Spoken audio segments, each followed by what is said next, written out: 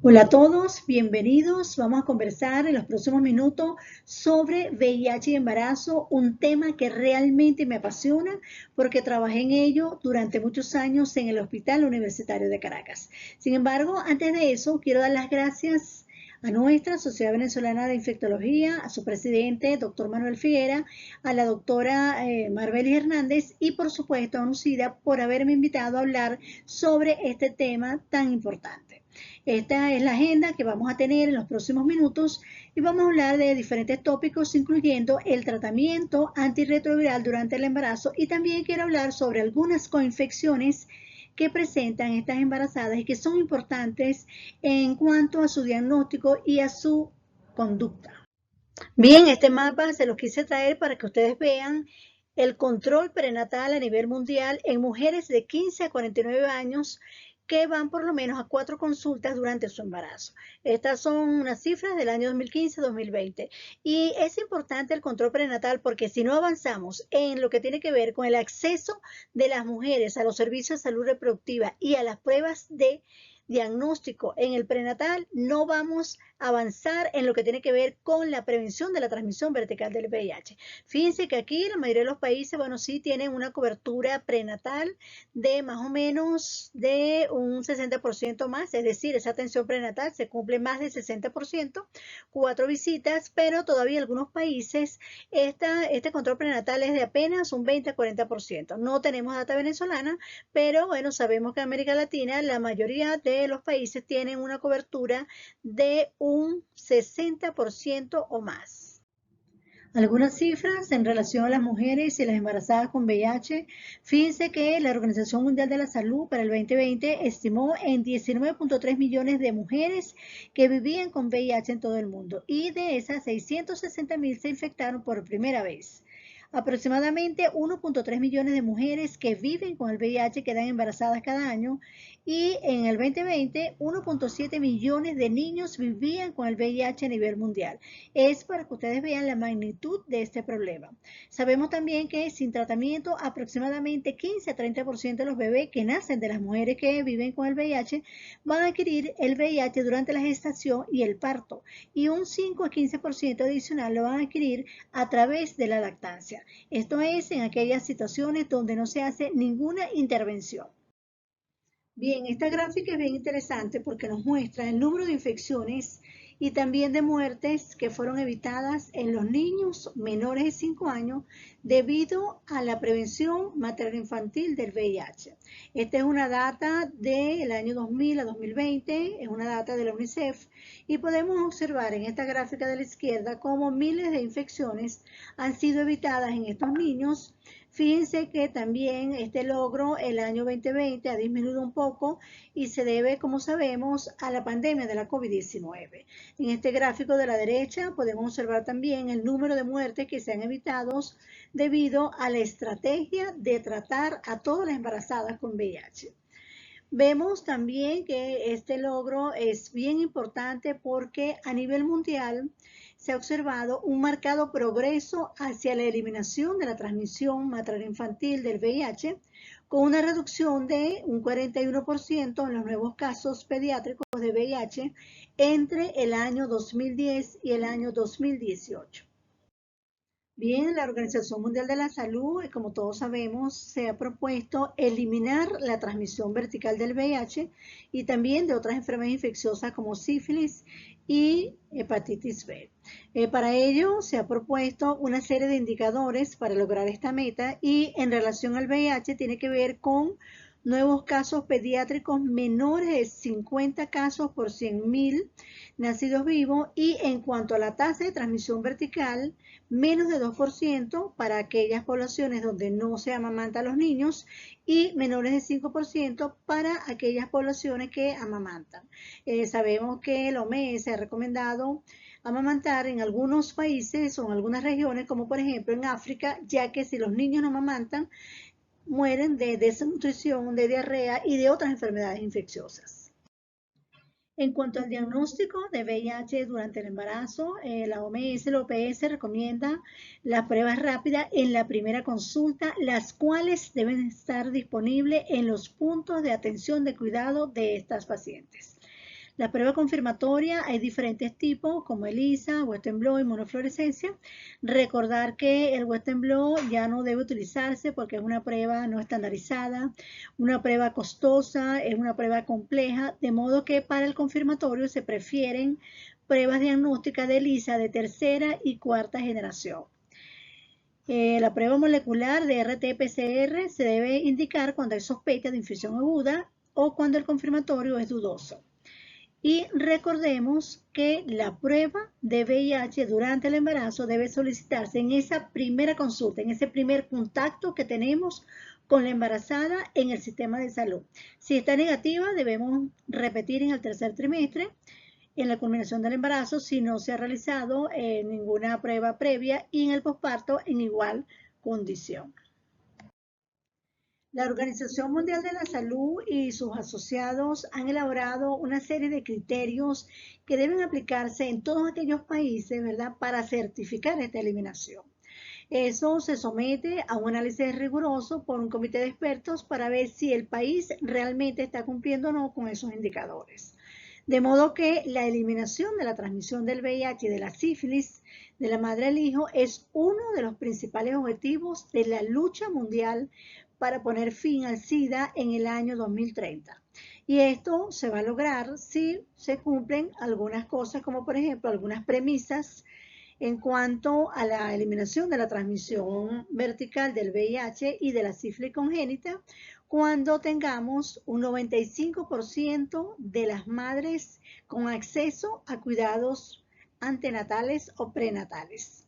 Que un 95% de esas embarazadas tengan acceso a las pruebas de VIH y de sífilis, y sabemos que ahora se ha incorporado el de hepatitis B. Y el 95% de las diagnosticadas que reciban tratamiento tanto para VIH, para sífilis en un 95%, y que además de eso reciban las estrategias de prevención para evitar la hepatitis B en los niños. Eso lo vamos a ver más adelante. Vamos a conversar ahora cómo es ese abordaje previo que debemos hacer cuando estamos frente a una persona con VIH que desea embarazarse. En cuanto al abordaje previo de una mujer VIH positivo que desea concebir, es importante que ella vaya en las mejores condiciones para un posible embarazo. De modo que nos interesa el estado de salud materna, ella debería estar asintomática sin ninguna infección oportunista.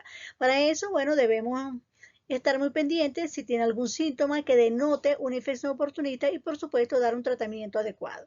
Igualmente, debemos solicitar serologías que también me pueden indicar que tenga alguna coinfección, y ya sea hepatitis B, hepatitis C, toxoplasmosis, que amerite ser tratada en ese momento, y por supuesto investigación de cifra, ya sea con prueba rápida, ELISA o VDRL. El PPD es bien importante para identificar si tiene infección latente por tuberculosis y dar un tratamiento preventivo para evitar que ella desarrolle una tuberculosis que puede tener efectos devastadores durante el embarazo y también evolución adversa y muerte materna y neonatal. Una de las cosas más importantes en las personas VIH positivas que desean concebir es el tratamiento antirretroviral. Esta persona debería estar en tratamiento y además con una carga viral indetectable, y debería estar recibiendo dolutegravir en el esquema. En cuanto a los linfocitos CD4, deberían estar disponibles para la prevención de infecciones oportunistas si estos se encuentran por debajo de 200 células. Debemos también asesorar en vacunas, incluyendo las vacunas de la hepatitis B, la influenza, la de difteria, tétano y toferina y neumococo si no las he recibido y si están disponibles. Recordar que la vacuna contra el COVID-19 es una de las más importantes, dado que las embarazadas pueden tener enfermedad grave por la COVID-19. Y por último, una evaluación preconcepcional por ginecología es fundamental en estas pacientes que desean concebir. Las pautas venezolanas recomiendan que se utilice anticoncepción efectiva cuando se indica dolutegravir en mujeres y adolescentes en edad fértil. Sin embargo, hacen una acotación bien importante, es que se les puede indicar dolutegravir a estas mujeres adultas y adolescentes que se encuentran en edad fértil y que desean quedar embarazadas y que no estén usando o accediendo a anticonceptivos efectivos de manera consistente o regular, siempre que se le informe sobre el aumento potencial en el riesgo de defectos del tubo neural. Esto sobre todo en el momento de la concepción y hasta el primer trimestre del embarazo. Sin embargo, sabemos, como lo vamos a ver más adelante, los estudios dicen que este efecto es bajo o nulo. Y por otro lado, ellos también recomiendan que si se identifica el embarazo después del primer trimestre, se puede continuar el dolutegravir o se puede iniciar durante todo el embarazo. Vamos a ver ahora cuál es el abordaje de una embarazada con VIH durante el prenatal. Cuando tenemos una persona embarazada con VIH en nuestra consulta y es la primera vez que ella va a la consulta, nos vamos a encontrar con una embarazada que tiene muchas dudas, inquietudes, que está ansiosa, que le preocupan muchísimas cosas, pero una de las más importantes es que ella piensa que su hijo puede nacer infectado. De modo que hay que hacer una serie de recomendaciones en esa primera consulta. Vamos a comenzar con un interrogatorio para conocer dónde vive la paciente, si tiene apoyo familiar o no, si es casada, si es soltera, si está desempleada, dónde vive, si tiene un domicilio alejado, si es objeto de violencia de género. Muy importante este ítem, en algunos países es obligatorio interrogar a la paciente acerca si ella sufre o no violencia de parte de la pareja, y esto es algo que también debemos interrogar. Por supuesto, hacer un examen físico completo, de eso vamos a hablar más adelante. El examen ginecológico, deberíamos tener un obstetra, un ginecólogo cerca de nuestra consulta. Eso nos va a ayudar bastante y sirve, entre otras cosas, por supuesto, para hacer una investigación de ITS, ya que ellas pueden tener infección de transmisión sexual asintomática o con muy pocos síntomas a nivel del área ginecológica. Esta paciente debe ser referida, si no ha sido vista, en la consulta de obstetricia de alto riesgo, asesorar en vacunas, como ya mencionamos, interconsulta con psicología, especialmente si ella está muy ansiosa, muy preocupada o muy angustiada. Interconsulta con odontología si tiene algún problema dental, y la consejería es bien importante para la prevención de otras infecciones de transmisión sexual. En esta gráfica podemos observar cuáles son los exámenes de laboratorio que debemos solicitar en esa primera consulta. Observamos que la mayoría de estos exámenes son más o menos similares a los que se solicitan en una embarazada sin el VIH. Sin embargo, por supuesto, hay algunas diferencias. Una de ellas es la carga viral, los CD4. Lo vamos a solicitar si están disponibles. Recordar que el CD4 es importante para decidir o no prevención de infecciones oportunistas cuando estas células están por debajo de 200. Las serologías son bastante similares a las que se solicitan en una embarazada sin VIH, y el PPD se solicita para ver si ya tiene infección latente o no por tuberculosis. Eso es algo que vamos a ver más adelante. El test de resistencia también se recomienda en toda embarazada que va a iniciar un tratamiento antirretroviral, pero sabemos que no está disponible la mayoría de las veces. Y recordar que la carga viral a las 34 o 36 semanas es importante para decidir el modo de parto en esa paciente y también para ver cómo ha ido la evolución en cuanto al tratamiento antirretroviral. Luego viene el examen físico. Allí vamos a saber cuánto pesa nuestra paciente, cuánto mide. Eso nos va a permitir saber su índice de masa corporal y saber si ella está progresando o no durante el embarazo. Cuando veamos tuberculosis, vamos a ver la importancia de este dato. Por supuesto, los signos vitales, hay que examinar la boca, la piel. En la cavidad oral podemos saber si ella tiene, por ejemplo, candidiasis oral, lo que me dice a mí que ya se encuentra en una etapa avanzada hacia SIDA, con probablemente menos de 200 CD4. Igualmente, examinar bien cuello, si tiene adenomegalia, ya sea a nivel del cuello o si tiene a nivel inguinal o en otros sitios. Debemos examinar, bueno, como lo hacemos el examen físico, cómo está su esfera cardiorrespiratoria, si hay hepatomegalia, esplenomegalia, si hay alteraciones neurológicas o alteraciones de la esfera ginecológica. La presencia de visceromegalia algunas veces no es fácil de determinar, especialmente si tenemos una embarazada ya en el tercer trimestre del embarazo. En esa primera consulta que tiene esa paciente durante su embarazo, es muy importante la parte del tratamiento antirretroviral. Es por eso que debemos investigar si es una persona virgen o NICE de tratamiento, si es una persona experimentada, si ella recibía tratamiento previo y lo abandonó, y si está en tratamiento actual, cuál es su esquema y si tiene alguna carga viral disponible. De modo que debemos explicar de forma sencilla la importancia de que ella esté apegada a ese tratamiento y que además es importante para que mantenga su salud materna y evite la transmisión vertical del VIH. En cuanto a los efectos adversos, también debe ser explicado en forma detallada e informarle que si presenta alguno, ella debe acudir rápidamente, ya sea el mismo día, dependiendo de la severidad, o el día siguiente a la consulta, porque muchas veces suspenden el tratamiento y ellas esperan la segunda consulta o la próxima consulta para notificar y hemos perdido un tiempo precioso en la prevención de la transmisión vertical del VIH. Otra cosa que tenemos acá, bueno, modo de parto, lactancia y seguimiento postparto, eso lo podemos dejar para una segunda consulta siempre y cuando ella acuda en el primer trimestre del embarazo.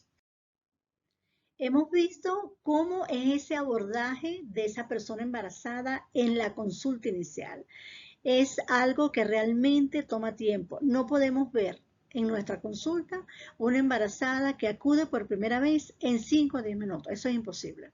De modo que usted debe tomarse su tiempo. Eso usualmente nos va a consumir un tiempo mínimo de 30 a 40 minutos si queremos hacer un buen abordaje, y eso va a permitir que esa paciente acuda en las próximas consultas, que haga una empatía con su médico. Es muy importante en esa primera consulta.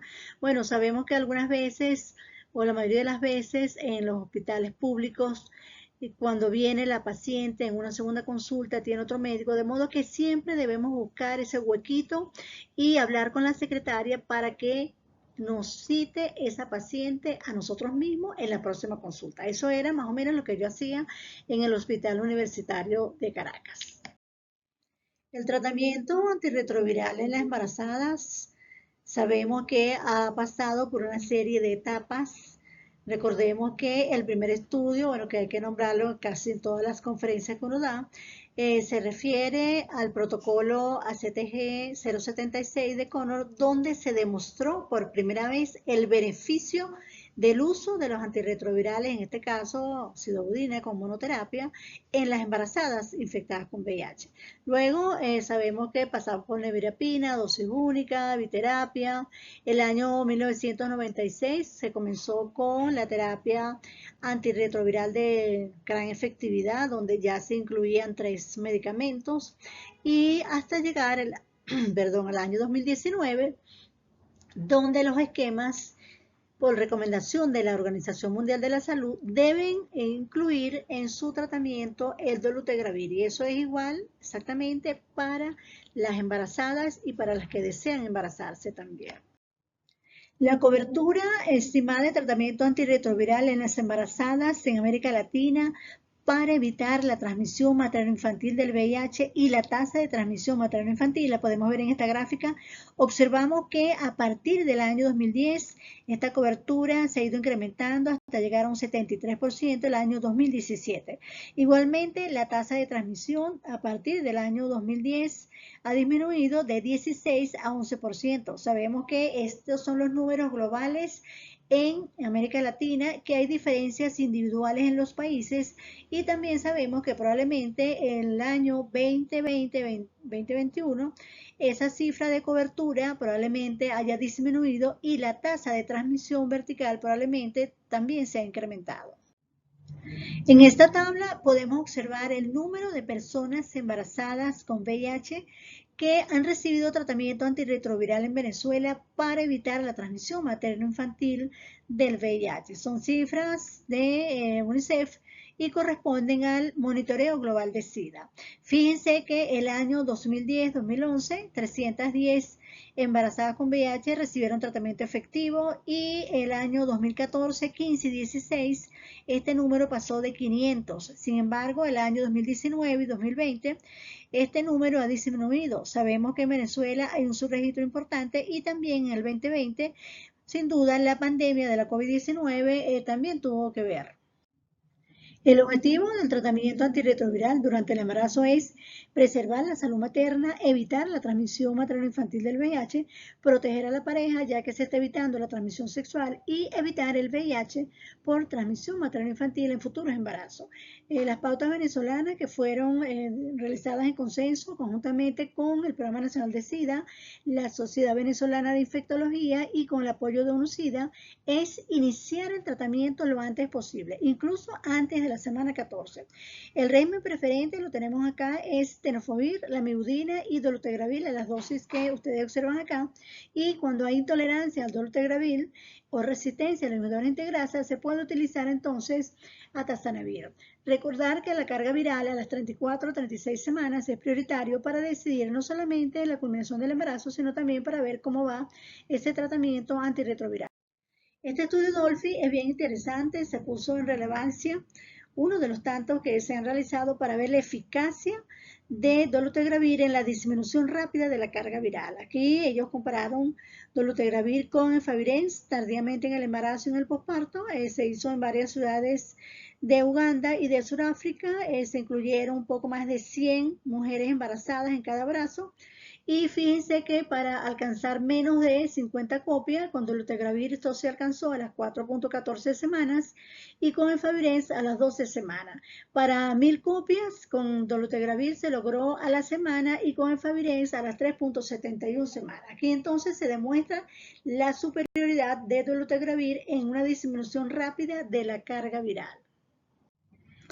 Esta investigación fue una de las que sirvió de base a la Organización Mundial de la Salud para recomendar dolutegravir como régimen preferido en todas las poblaciones.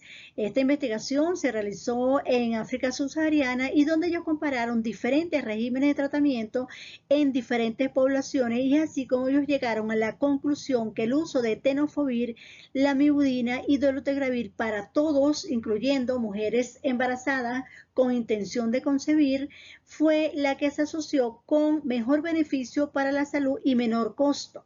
De modo entonces que sobre la base de esas nuevas pruebas que evalúan los beneficios y los riesgos, la Organización Mundial de la Salud recomienda entonces el uso de dolutegravir como el tratamiento preferido tanto de primera línea como de segunda línea para todas las poblaciones, incluyendo las embarazadas y aquellas mujeres que se encuentran en edad fértil. Esta indicación de tratamiento antirretroviral según los escenarios clínicos en personas embarazadas y en mujeres con VIH, la podemos ver acá. Entonces tenemos que se indica dolutegravir en aquellas personas no embarazadas que están tratando de concebir, en las que nunca han recibido terapia antirretroviral, en las que recibieron tratamiento antirretroviral en el pasado, en aquellas que no están totalmente suprimidas y en las que tienen supresión de la carga viral. ¿Cuál es la recomendación? Es migrar todos los esquemas diferentes a esquemas más simplificados y que sean más eficaces, como los esquemas que tienen incluido dolutegravir. Bien, esta tabla se las traje solamente para que vean que en los diferentes escenarios que nombramos anteriormente y en relación a los inhibidores de integrasa solamente está recomendado como régimen preferido el dolutegravir y el raltegravir. Otros inhibidores de proteasa como son vitegravir, cabotegravir y el vitegravir combinado con cubicistat realmente no están recomendados o hay una data insuficiente, de modo que con los inhibidores de proteasa nos vamos a quedar con dolutegravir o con raltegravir. Ahora entramos al escenario de la culminación del embarazo y sabemos que eso está relacionado con los valores de carga viral de VIH que tenemos cerca a esa fecha, especialmente o particularmente más o menos en las 34 a 36 semanas del embarazo. Si tenemos, por ejemplo, una multípara que está en tratamiento, que tiene una carga viral desconocida, o sea, no sabemos qué es la situación en la mayoría de los casos en nuestro país y en otros países de recursos limitados, o si esa carga viral es mayor de 1000 copias, o también si tenemos una primigesta que está en tratamiento, independientemente del valor de esa carga viral, nosotros vamos a recomendar una cesárea electiva a las 38 semanas. Además de eso, vamos a recomendar ciudobulina endovenosa 3 horas previas y con una dosis inicial de 2 miligramos por kilo de peso en 1 hora, y después vamos a mantener 1 miligramo por kilo de peso hasta el pinzamiento del cordón umbilical. En cuanto a la atención del recién nacido, bueno, eso es algo que ustedes vieron ya con la doctora Tatiana Trumont. Recordar que esas son las recomendaciones del Ministerio del Poder Popular para la Salud, o sea, el Programa Nacional de SIDA, conjuntamente con la Sociedad Venezolana de Infectología. El parto vaginal lo vamos a recomendar en aquellas embarazadas que sean multíparas, que estén en tratamiento antirretroviral y además tengan una carga viral menor de 1000 copias. Otras recomendaciones son usar oxitóxico para disminuir el periodo expulsivo y evitar ruptura artificial de membranas, tactos múltiples, forceps y episiotomía. Ahora, ¿qué hacemos con esa embarazada que acude a una institución sanitaria en la culminación del embarazo? En ese caso, se recomienda una cesárea de emergencia, seguir el protocolo de cesárea que vimos anteriormente. Se le administra también un tratamiento a base de dolutegravir. Se mantiene ese tratamiento al egreso y se refiere a una institución de atención de mujeres con VIH. Esto es bien importante, asegurarse de que esa paciente va a ir a ese control. Ahora, si ella está en trabajo de parto o tiene una ruptura prematura de membrana que no hay posibilidad de cesárea de emergencia, bueno, vamos a tener un parto vaginal y se va a indicar un tratamiento a base de dolutegravir o de raltegravir, y se va a mantener también el tratamiento al egreso y se va a referir a esa institución donde ella pueda ser continuada en su posparto, o sea, en el tratamiento, pues, al egreso. Las causas de pérdida del seguimiento de las mujeres una vez que culminan su parto o su embarazo son muy variadas. Una de ellas es que la madre se preocupa por la salud del bebé, pero no por la suya propia. Es así que en el hospital, por ejemplo, veíamos que las mujeres iban a la consulta pediátrica, pero no a la de adultos. Una de las cosas que hacíamos es tratar de coincidir la consulta del bebé o del niño con la consulta de adultos. Por otra parte, muchas se quejan del trato del personal de atención reproductiva. La madre no ha revelado su estado serológico a otras personas, falta de dinero, largas colas o un horario limitado en el punto de cuidado de atención, cambio de domicilio y no buscan una nueva consulta, o muchas veces también la madre cree que está curada y suspende el tratamiento. Y algo muy importante en esta pandemia de la COVID-19 es el acceso disminuido a los cuidados de salud reproductiva, lo cual ha impactado en forma negativa a la atención de las mujeres y de las embarazadas con VIH y de las mujeres en general. De modo que este seguimiento de las mujeres con VIH en el posparto forma parte de la cascada de atención de la persona con VIH. Preferiblemente debe ser realizado en el mismo centro y si no se puede hay que referir a un punto de cuidado de VIH. Para eso debe existir una red de referencia y asegurarse de que esa paciente realmente vaya a ese control. El seguimiento, bueno, ya lo mencionábamos, es importante para asegurar la salud materna y del bebé, y además de eso deben identificarse las barreras que impiden ese control postparto, y para ello se deben implementar programas de retención de seguimiento, ya sea con trabajadores sociales, mensajes a través de móvil, ayuda para pasajes, contactos con ONG, etc. Cada sitio, cada lugar debe identificar cuáles son esas barreras y debe implementar aquellos programas que aseguren que esas mujeres, una vez que culminen su embarazo, continúen en el seguimiento en las consultas de VIH. En relación al dolutegravir y su asociación con el defecto del tubo neural, fue publicada por primera vez un reporte sobre 4 casos de defecto del tubo neural asociados a dolutegravir en aquellas embarazadas que lo recibieron durante la concepción. Esto fue un estudio de Botswana y fue realizado en 8 instituciones sanitarias. El estudio anterior fue ampliado a 18 instituciones sanitarias botswana y ellos incluyeron aquí diferentes grupos poblacionales de mujeres, incluyendo aquellas que recibieron dolutegravir al momento de la concepción, aquellas que no recibieron dolutegravir durante la concepción, las que recibieron efavirenz al momento de la concepción, las que lo recibieron, o sea, dolutegravir, durante el embarazo y mujeres VIH negativas. Ellos encontraron que el uso de dolutegravir en el momento de la concepción estuvo asociado a 0.30% nacimientos con defecto del tubo neural, comparado, por ejemplo, con aquellas que no recibieron dolutegravir, que fue de 0.10. La diferencia entre estos dos fue de 0.20%. La prevalencia de defectos del tubo neural fue ligeramente mayor en asociación con la exposición a dolutegravir en el momento de la concepción comparado con otros tipos de exposición de tratamiento antirretroviral en el momento de la concepción. Esa es una de las conclusiones de este estudio. Y acá tenemos el estudio brasilero donde ellos estudiaron el uso de dolutegravir y de Favirenz durante el embarazo, incluyendo el periodo de la periconcepción. Ellos encontraron que ni la exposición a dolutegravir ni a Favirenz se asoció con defectos en el tubo neural en esa cohorte nacional. Sin embargo, ellos, una vez que terminaron el estudio, se notificaron 2 casos de defecto del tubo neural en recién nacidos de madres que lo habían recibido durante el periodo de la periconcepción. Ellos aducen acá que es probable que la incidencia de los defectos del tubo neural sea muy inferior al 1% entre las mujeres seropositivas al VIH expuestas al dolutegravir, pero sí es ligeramente superior a las mujeres no infectadas por el VIH en Brasil, que es de 0.06%. Ellos concluyen que este estudio se suma significativamente a los datos sobre mujeres expuestas a dolutegravir en el momento de la concepción o alrededor del momento de la concepción y de las que se ha informado un riesgo bajo o nulo de eventos de defecto del tubo neural.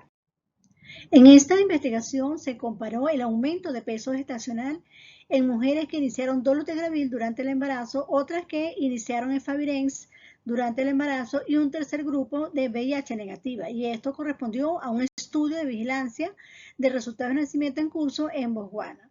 Ellos estimaron también el aumento de peso semanal y total y también incluyeron varios grupos poblacionales, como por ejemplo mujeres que tenían menos de 50 kilos cuando fueron incluidas en el estudio, mujeres que tenían más de 80 kilos, primigestas y multíparas. Ellos encontraron algo bien interesante, es que el aumento de peso en todas estas poblaciones se encontró principalmente en mujeres VIH negativas, seguido de mujeres que recibieron dolutegravir y después en Favirenz. Cuando hicieron el ajuste de las variables, encontraron que no hubo ninguna diferencia significativa en aquellas mujeres que eran multíparas y primigestas en relación al aumento de peso. Entonces, este estudio muestra que hay aumento de peso de dolutegravir, pero que no es mayor al observado en aquellas mujeres VIH negativas. En esta investigación se comparó la seguridad y la eficacia virológica de 3 regímenes de tratamiento, incluyendo dolutegravir, entricitabina y tenofovir alafenamida, o sea, está frente a dolutegravir, entricitabina y tenofovir, frente a Favirenz, entricitabina y tenofovir. Ellos incluyeron embarazadas de 14 a 28 semanas. Fue un estudio colaborativo de 9 países y por las Américas participaron Estados Unidos y Brasil. Ellos encontraron que el promedio de aumento semanal de ganancia de peso por cada embarazo fue mayor en aquellos regímenes que tenían TAF y esto fue significativo. Igualmente, ellos estudiaron la evolución adversa del embarazo y encontraron que cualquier evolución adversa del embarazo fue menor con TAF, también fue significativo, y en cuanto al parto pretérmino también fue menor con TAF y también fue significativo. Ellos no encontraron ninguna diferencia significativa entre la edad pequeña gestacional y mortinatos. Vamos a ver ahora situaciones especiales en personas embarazadas con VIH. Me estoy refiriendo a la coinfección con tuberculosis, con sífilis, con hepatitis B, hepatitis C y no podía dejar por fuera la coinfección con la COVID-19 y el impacto que ha tenido en las embarazadas VIH positivas. Aquí vamos a hablar de la tuberculosis y el embarazo. Sabemos que la tuberculosis es una de las principales causas de muerte en todo el mundo. De hecho, es la segunda después de la COVID-19. Y en el año 2017 causó la muerte de más de 400.000 mujeres. Tanto el embarazo como el VIH aumentan el riesgo de la mujer de contraer la enfermedad por tuberculosis, o sea, son 2 factores de riesgo que están asociados. Y en el África subsahariana, la Organización Mundial de la Salud estima que la prevalencia de tuberculosis es 10 veces mayor entre las personas embarazadas que viven con VIH en comparada con aquellas embarazadas VIH negativas. La enfermedad de tuberculosis materna sabemos que tiene consecuencias devastadoras tanto para la madre como para los bebés, incluyendo aumento de mortalidad materna, aumento de la mortalidad infantil, evolución adversa del embarazo, incluido prematuridad y niños de bajo peso, tuberculosis congénita y transmisión perinatal del VIH. Muchísimas investigaciones nos dan cuenta de cómo es el comportamiento tanto de la tuberculosis como de VIH durante el embarazo y también de la coinfección. Estas investigaciones, la mayoría de ellas se han realizado en África subsahariana, donde sabemos que tanto las tasas como de tuberculosis como de VIH están incrementadas en esta región y por lo tanto también la coinfección. Solamente traje dos estudios donde ellos demuestran que las mujeres coinfectadas con VIH ya en etapa de SIDA tuvieron mayor probabilidad de tener tuberculosis extrapulmonar. Además de eso, tuvieron mayor probabilidad de muerte materna, mayor probabilidad de partos prematuros, mortinatos y de muerte neonatal. De modo que la combinación de tuberculosis y VIH en el embarazo es una muy mala combinación y está asociada a peores resultados del embarazo, como hemos observado. No queremos que nuestra embarazada desarrolle una tuberculosis y es por eso que es bien importante identificar a aquellas embarazadas que tienen tuberculosis latente. Y aquí les traje esta gráfica que fue adaptada para las embarazadas. Tenemos una población determinada, dentro de ella tenemos poblaciones de riesgo y aquí entra nuestra embarazada con VIH, que son dos factores de riesgo para tuberculosis. De modo que ella debe estar unida a los servicios de salud reproductiva y de VIH y por supuesto también a los servicios de tuberculosis, donde se le va a realizar un screening o tamizaje para descartar infección latente por tuberculosis. La prueba que más se utiliza en Venezuela es el test de tuberculina, bueno, es la más económica. Y si encontramos una embarazada que tiene un PPD mayor o igual a 5 milímetros, ya podemos decir que tiene una infección latente por tuberculosis. Sin embargo, en todo paciente que tenga un PPD positivo, que tenga síntomas, por supuesto, se debe descartar una infección activa por tuberculosis, hacer un buen interrogatorio, un examen físico completo, becacerado de esputo si procede y una radiografía de tórax. En la embarazada, recordar que la no ganancia de peso durante el embarazo es suficiente para nosotros sospechar tuberculosis en esa paciente porque los síntomas son totalmente inespecíficos. Una vez que descartamos tuberculosis activa, nos quedamos entonces con tuberculosis latente y vamos a indicar una terapia preventiva que va a ser indicada o recomendada por el servicio de neumonología. En cuanto a la terapia preventiva para infección latente por tuberculosis, tenemos que la Organización Mundial de la Salud el año 2020 hizo una comunicación rápida sugiriendo a todos los países que cambiaran sus esquemas de tratamiento preventivo a regímenes más cortos. Es así como en esta comunicación ellos están proponiendo de tratamiento un mes de rifampicina más isoniazida diaria o otro régimen 4 meses de rifampicina diaria. Tenemos también que más adelante vamos a ver un estudio donde se proponen diferentes combinaciones, ya sea con isoniazida o no. Y estos regímenes cortos se proponen tanto para aquellos países que tienen una tasa de incidencia elevada como baja. En Venezuela tenemos que seguimos utilizando isoniazida diaria por 9 meses, pero en este momento se están revisando las normas para ver qué es lo que se va a decidir en relación a los regímenes cortos sugeridos por la OMS. Esta publicación nos presenta una revisión bien completa sobre el diagnóstico, tratamiento y prevención de tuberculosis. Ellos, en relación a la infección por tuberculosis latente, proponen varios esquemas, como son, por ejemplo, 3 meses diarios de isoniazida combinado con rifampicina, 4 meses diarios solamente con rifampicina, 6 meses diarios de isoniazida. En fin, lo que les quiero decir es que hay diferentes esquemas, todos cortos, que se pueden utilizar en los pacientes infectados con VIH y con infección con tuberculosis. Vamos a conversar ahora de la coinfección de VIH y sífilis en el embarazo. La sífilis es una de las enfermedades de transmisión sexual más frecuente en las embarazadas. En los últimos años se ha observado un incremento importante de la sífilis como enfermedad de transmisión sexual. Fíjense que a partir del año 2016 se estima que se han producido más de 660.000 casos de sífilis congénita a nivel mundial y más de 350.000 de estos tienen resultados de nacimientos adversos como son mortinato y muertes neonatales. En Brasil, en este gráfico de la derecha, a partir del año 2010 en adelante, hemos observado también un incremento importante de sífilis materna con un incremento de casos de sífilis materna no tratada.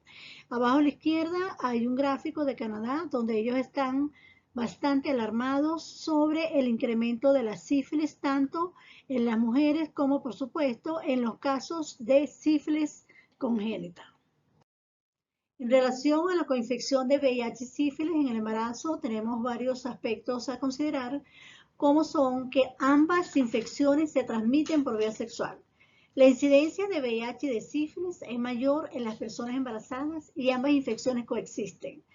Sabemos que la sífilis incrementa el riesgo de adquirir el VIH por vía sexual, pero también incrementa el riesgo de transmisión vertical del VIH.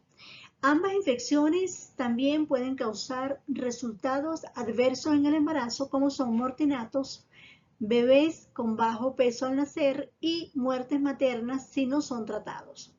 El VIH, por otro lado, puede alterar el curso de la sífilis, dando lugar a infecciones más graves como neurosífilis y poca respuesta al tratamiento. Les traigo acá un poco para recordar que el tratamiento de la sífilis en las embarazadas infectadas con VIH es con penicilina benzatínica, una dosis de 2.400.000 una vez a la semana por 3 semanas. Hablando de la coinfección en general de la hepatitis B y del VIH, tenemos que esta es estimada en 2.6 millones de personas y la prevalencia va a variar de acuerdo si es un país de alta endemicidad o de moderada endemicidad. En aquellos países que son altamente endémicos, esta puede llegar hasta un 25%. Por otro lado, la coinfección de VIH y hepatitis B durante el embarazo altera la respuesta específica del virus de hepatitis B de las células CD8 y de CD4, exacerbando el desarrollo de enfermedad crónica por hepatitis B. Además de eso, los niños infectados por hepatitis B que nacen de madres coinfectadas con el VIH tienen un mayor riesgo de complicaciones hepáticas y de muerte relacionadas con enfermedades hepáticas que aquellos niños que nacen de madres solamente infectadas con la hepatitis B. La coinfección de hepatitis B y de VIH aumenta la replicación del virus de hepatitis B y la seropositividad del antígeno E que está relacionado con el riesgo incrementado de transmisión vertical del virus de hepatitis B. Ahora, ¿cuál es la conducta en una persona embarazada que esté coinfectada con VIH y hepatitis B? En primer lugar, si ya no tiene la coinfección, debemos recomendar la vacuna contra la hepatitis B que se debe indicar después del primer trimestre del embarazo. Si ya tiene la coinfección, debemos incluir en el esquema antirretroviral tenofovir o TAF, ya que este medicamento se ha asociado con un efecto importante contra el virus de la hepatitis B. Recordar que el riesgo de transmisión materno-infantil de la hepatitis B es de 70 a 90% cuando está presente el antígeno E positivo, porque eso me indica replicación viral del virus de hepatitis B y que además generalmente está asociado con una carga viral de hepatitis B mayor de 200.000 copias. En cuanto al parto o la cesárea, las recomendaciones se hacen de acuerdo a la carga viral del VIH, ya que la cesárea no tiene efecto protector contra la hepatitis B y tampoco se transmite por la lactancia materna. El recién nacido debería recibir inmunoprofilaxis con inmunoglobulina antihepatitis B y la vacuna antihepatitis B las primeras 12 horas de nacidos. Esta intervención es bien importante y reduce la tasa de transmisión materno-infantil de hepatitis B de un 90 a un 10%. De modo entonces que esa conducta integral en una embarazada coinfectada con VIH y hepatitis B, debemos conocerla para hacer las mejores recomendaciones posibles. En relación a la hepatitis C, sabemos que esta enfermedad es más frecuente en aquellas personas que utilizan drogas ilícitas por vía endovenosa, también las que utilizan tatuajes, en trabajadores de salud por pinchazo, aunque este porcentaje sabemos que es menor, o sea, es muy bajo, y también por relaciones sexuales en un pequeño porcentaje. De modo que si estos factores están presentes en nuestra embarazada, debemos pensar que pudiera tener una hepatitis C. Por otro lado, no hay vacuna para la prevención de la enfermedad, a diferencia de la hepatitis B. El diagnóstico se debe realizar por pruebas moleculares, PCR, ya que la serología puede dar falsos positivos en las personas con VIH. No hay tratamiento específico para tratar a las embarazadas con hepatitis C. La mayoría de los fármacos que se utilizan en las personas no embarazadas están contraindicados durante el embarazo, excepto algunos que en este momento están siendo sometidos a investigaciones. Ahora, ¿cuál es la conducta que debemos tener con una persona embarazada que esté infectada con VIH y hepatitis C? En primer lugar, si ella está negativa, debemos asesorar sobre conductas preventivas, como por ejemplo evitar tatuajes durante el embarazo, evitar drogas ilícitas por vía endovenosa, entre otras. Si ya tiene la coinfección, saber que la tasa de transmisión materno-infantil de la hepatitis C aumenta cuando hay la coinfección con el VIH, pero este aumento disminuye en las madres que reciben tratamiento antirretroviral de gran eficacia. De modo que hay que aconsejar y tratar que esa embarazada se mantenga en ese tratamiento antirretroviral y que se mantenga indetectable. Los fármacos, ya mencionamos, antihepatitis C, están contraindicados en el embarazo. Se debe referir una vez que culmine su embarazo, que debe ser de acuerdo a la carga viral del VIH, ya que la cesárea no tiene efecto protector para la hepatitis C, ni tampoco se transmite por lactancia materna. Entonces nos guiamos por la carga viral en la culminación del embarazo en relación al VIH. Se debe referir la madre, una vez que termine su embarazo, a una consulta especializada tanto a ella como al recién nacido. También el 5% de los bebés adquieren esa infección de hepatitis C por transmisión materno-infantil, la cual, como ya mencionamos, aumenta en presencia de coinfección con VIH, y tener en cuenta que un 25% de los niños pueden depurar el virus de hepatitis C dentro de los 6 años de edad. De modo que lo que se aconseja es una conducta de observación, una conducta expectante y además la referencia a una consulta especializada. Hablemos ahora de la coinfección del VIH y la COVID-19 en el embarazo. ¿Qué sabemos de la COVID-19, el embarazo y VIH? Realmente muy poco de esta coinfección. Los datos son limitados sobre los resultados del embarazo en personas con COVID-19 y VIH. Por otro lado, las personas embarazadas con VIH, con la COVID-19, deben ser manejadas clínicamente de la misma manera que las personas embarazadas sin VIH que tienen COVID-19. Incluso cuando se toman determinaciones de clasificación de la enfermedad, de la atención médica y decisiones sobre la vacunación y el tratamiento. Por otro lado, el tratamiento y la vacunación contra la COVID-19 no deben negarse a las personas embarazadas con VIH.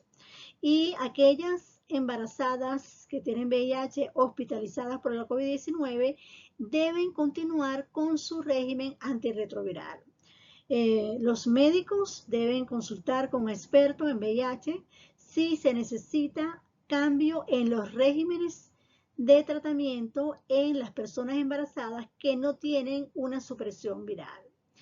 Vemos que es de suma importancia la recomendación sobre la vacunación contra la COVID-19 en todas las personas embarazadas y lactantes, así como para aquellas que planifican un embarazo, incluso en las embarazadas que tienen VIH.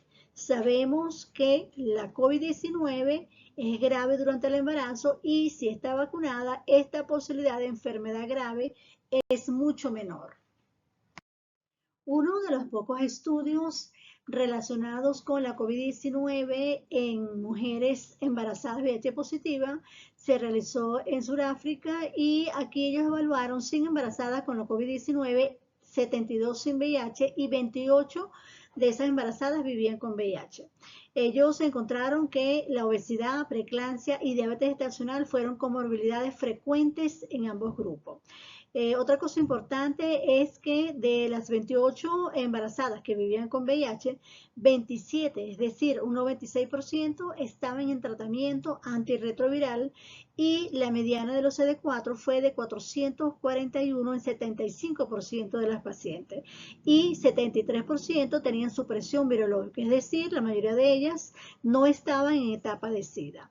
Ellos evaluaron ciertas variables relacionadas con evolución del embarazo y no encontraron diferencia significativa entre los grupos de VIH positivo y VIH negativo, pero que tenían COVID-19. Sí encontraron que en todas las embarazadas estudiadas el impacto de la COVID-19 durante el embarazo fue grave, asociado con neumonía y también con una tasa bruta de mortalidad de un 8%.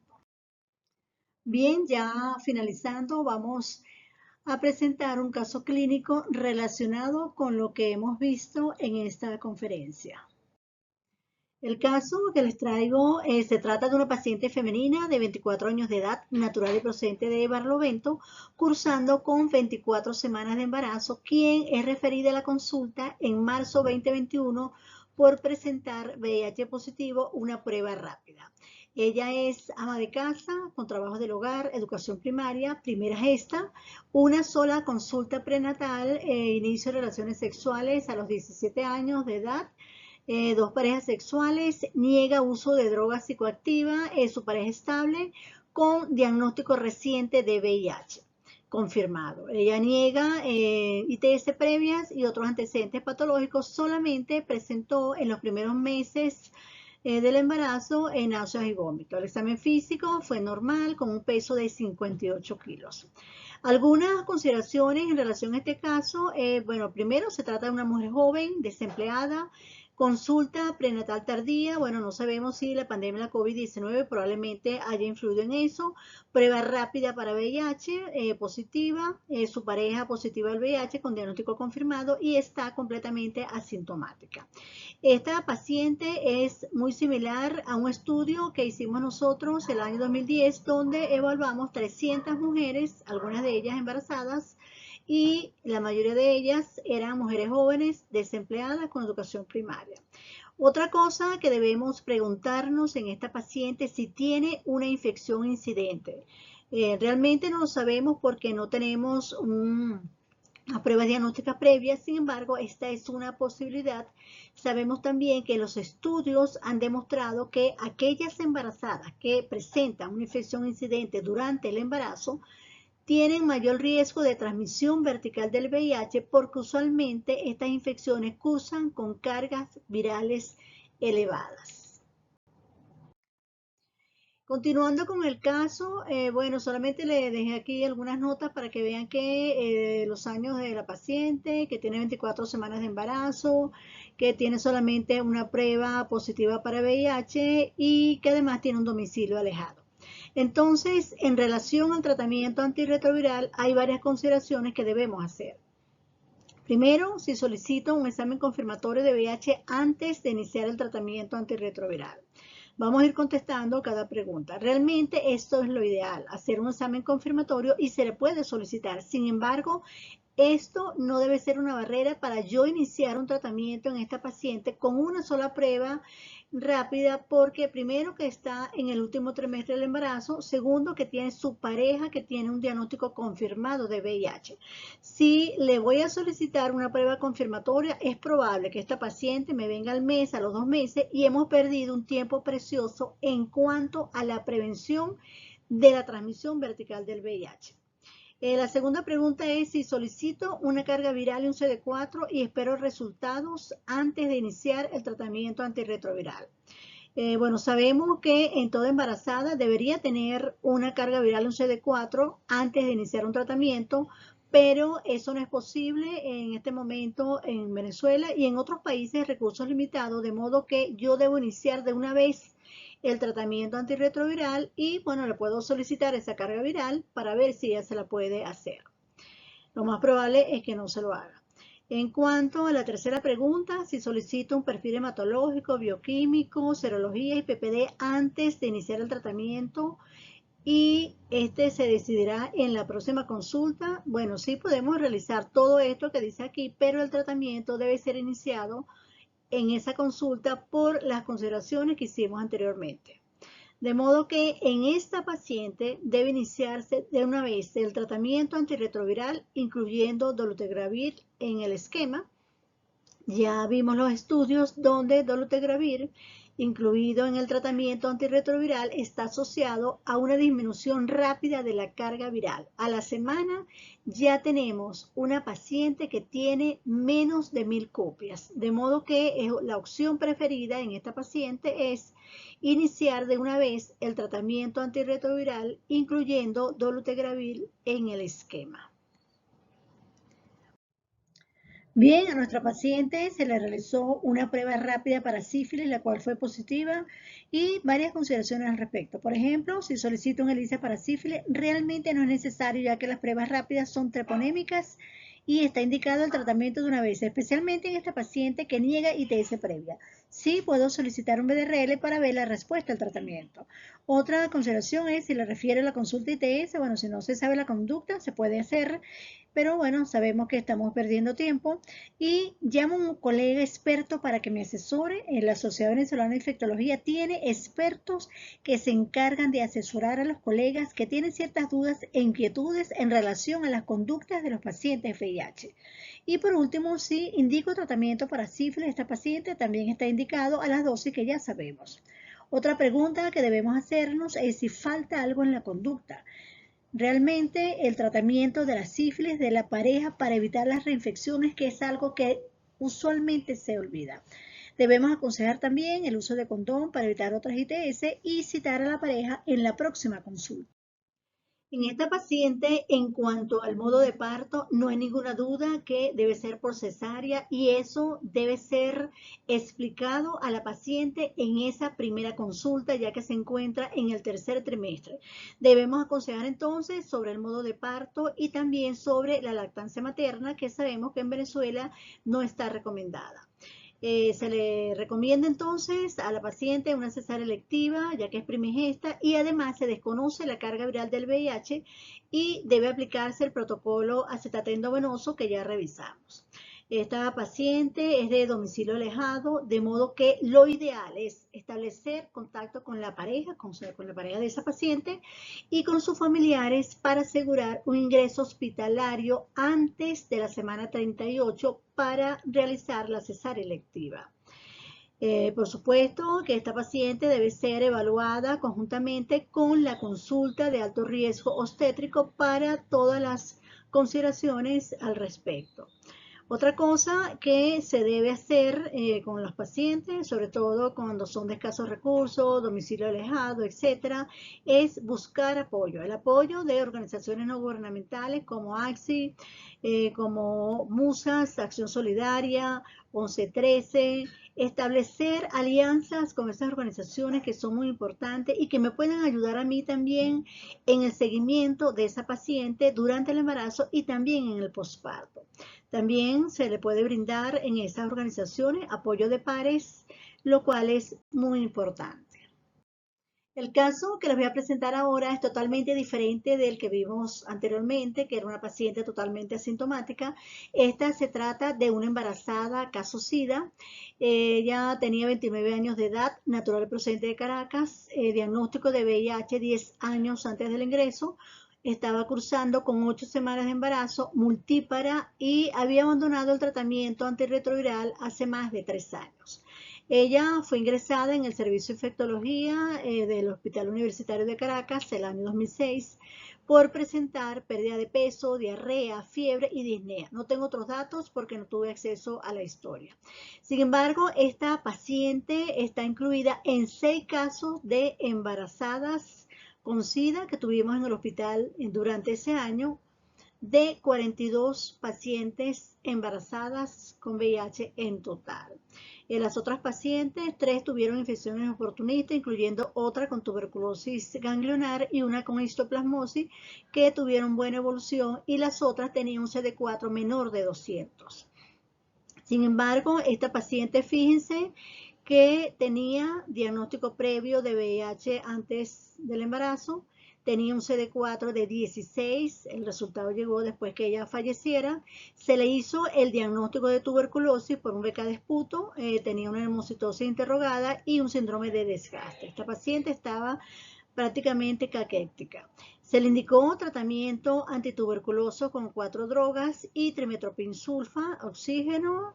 Esta paciente tuvo una mala evolución, no toleró el tratamiento antituberculoso y falleció a la semana de estar ingresada. Entonces, como podemos ver, esta evolución es totalmente diferente, una evolución tórpida que llevó a una muerte materna, y es lo que puede ocurrir cuando tenemos una embarazada con SIDA que tiene una infección oportunista.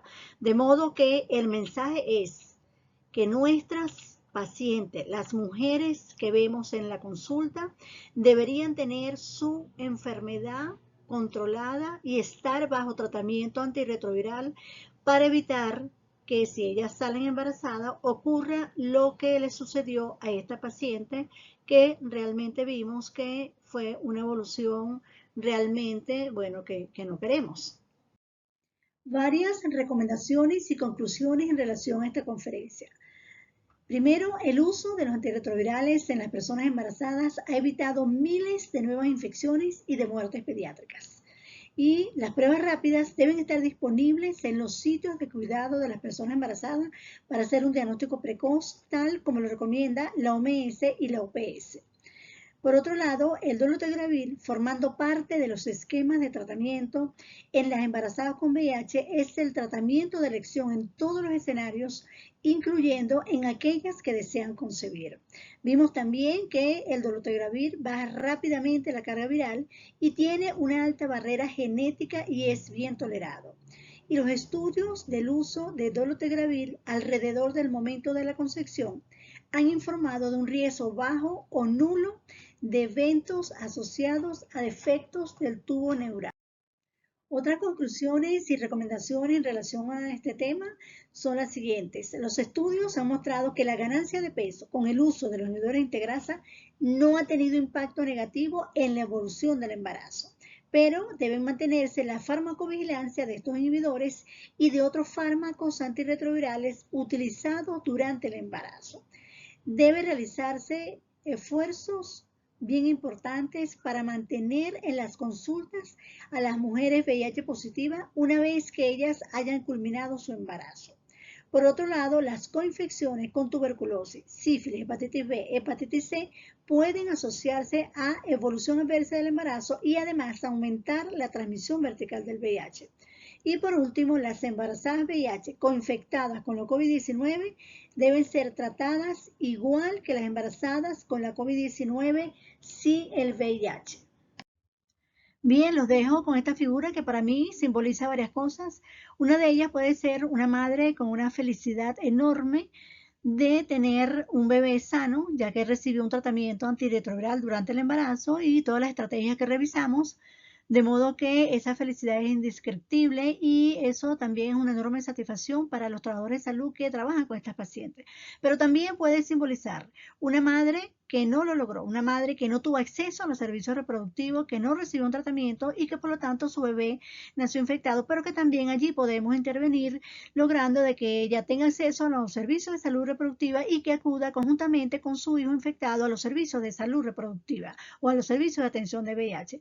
El lazo rojo también simboliza no solamente la lucha contra el VIH, que sabemos lo que significa este lazo en todos los que trabajamos en esta enfermedad, pero también simboliza la lucha que se ha observado a nivel mundial para lograr la eliminación de la transmisión vertical del VIH. Es algo que ya se ha alcanzado en muchísimos países, pero que lamentablemente todavía hay países donde esta meta no ha sido lograda, donde esta meta ha sido postergada por diferentes razones. Y es por eso entonces que debemos seguir trabajando en la atención de esas embarazadas con VIH y también, por supuesto, en las embarazadas negativas para evitar que se infecten y lograr esa ansiada meta de la eliminación. La eliminación de la transmisión del VIH y de otras infecciones que ya vimos en esta conferencia es algo que se puede lograr. Se tienen que identificar todas aquellas barreras que impiden que esas mujeres tengan acceso a los servicios de salud reproductiva, que tengan acceso a las pruebas diagnósticas y al tratamiento, y juntos lo podemos hacer, como podemos ver en esta mano.